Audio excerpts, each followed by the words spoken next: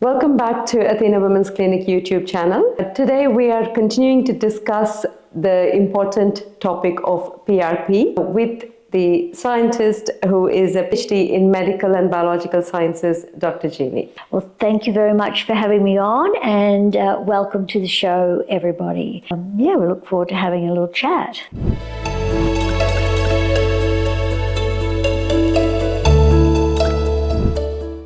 This is part 3 of the series on PRP. We have done part 1 and part 2, if you'd like to go back and watch, on what PRP is and how do you assess the quality of a PRP that you are going to get. So here we're going to discuss key points that you need to know when you're researching for treatments. It could be for any treatment. Yes, we will focus on women's health, but it can be for any treatment or any part of the body. So the first question I'm going to pose to Dr. Jeannie is the different confusing terminologies out there. What should our consumers know? Well, what is difficult is the low dose tube companies. They're all equal, but they're trying to sound different. So the most confusing term is PRF, which means actually platelet-rich fibrin. Now, first and foremost, it's not platelet-rich. It's actually plasma. All plasma, regardless if it's in a true platelet-rich plasma,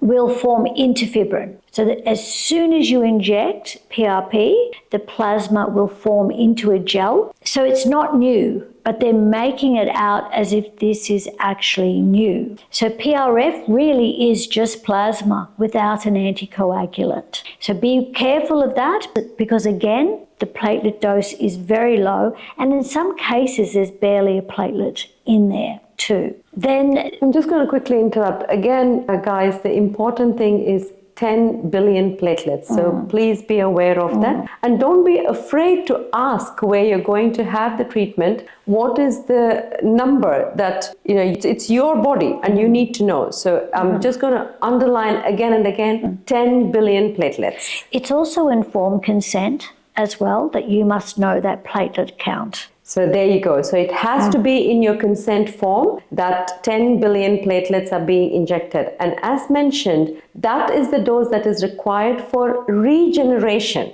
The rest may be there, may do the job, may not. But this is really guaranteeing that it will actually cause that regeneration. So that's all the tubes, and they're actually all equal, and they will confuse you. And what eliminates that confusion is what is the platelet dose. You just cut straight to that actual platelet dose. You mentioned something about tubes. Now, our system that we use to get the 10 billion platelets, what would you call them? They're actually called a whole blood cells separating apparatus. Right. That's what they call a whole blood cells separator. So that's why they're more sophisticated. So in the system you're using, you'll notice that you have this conical disc, it's a cone, and that actually captures the platelets and the monocytes in that highly concentrated number we've been saying, 10 billion, 10 billion, 10 billion. But more so, the platelets are not damaged. So you're delivering non-damaged. So they're called deliverable platelets. Yes. Okay, so they haven't been damaged in the process either. And we don't activate the platelets before we inject them. We allow the tissue to activate them, because then we know that the platelets will go where they need to go. So you have this chemotaxis happening in the tissue that's saying, platelet, come over here, I need you. Very important, guys. Platelets are activated within your body by the degenerated tissue where it is needed. So your body is calling for those active platelets that we are injecting. So it's not activated outside. Yes. Brilliant, Absolutely. Brilliant. So again, I think we have mentioned about the dose that we have re-emphasized. Do you want to say it together? 10 billion platelets. Very, very important. So we're going to focus a little bit further on women's health now. So when does a woman need to start looking at this? Now, we're not saying it's for everybody. It is for who needs it. People do it for different purposes, active regeneration or cosmetic. That is your choice. We are only here to discuss the scientific basis of why it needs to be done. So when can a woman start looking into, let's just focus on pelvic health? Well, immediately at birth, because the wound has occurred right there and then. So not many women are going to feel like that, not long after birth, they can actually have a PRP to help with the wound process, the wound healing process. They're usually focused on their baby at that stage, so they're not thinking about themselves. So it could be something that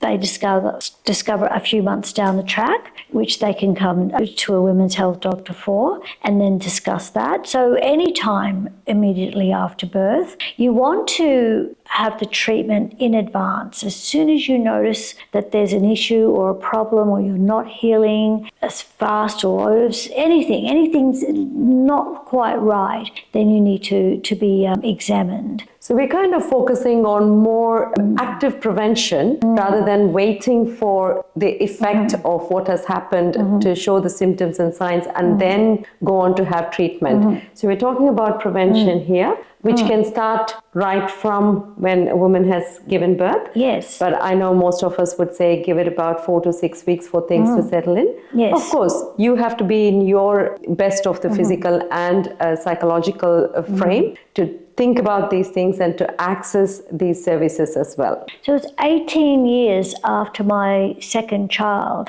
I had a lot of problems, from carrying the baby. And I think they were coming up little by little by little. And then it became a huge problem. And in those days, I had to have a pelvic reconstruction, which took me 2 years to recover from. So if you can be in prevention and be strengthening those tissues from the early days, then you're not going to be one of these women that have a pelvic reconstruction. And anyone that's had a pelvic reconstruction will tell you it's a very long recovery.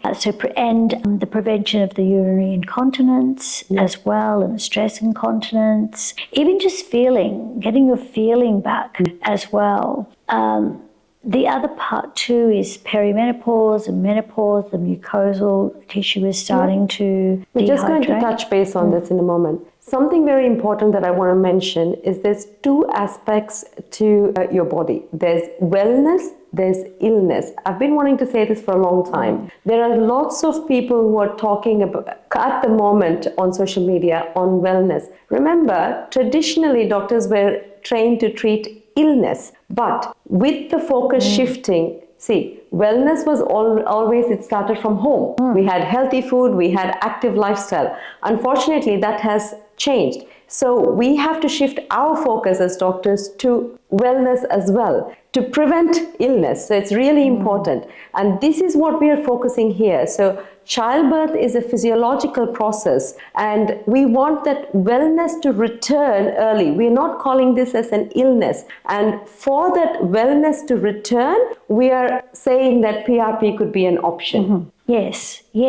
Well, strengthening the connective tissue early, not waiting 18 years later and then there's a prolapse, so to speak. Yes. So strengthening the connective tissue could be in the form of your physiotherapy you can start with. You can do Kegels. Touch your heart and say how many of you actually end up doing that. You go 2-3 physio sessions and I don't think you end up doing anything after that, including myself. We're all being honest.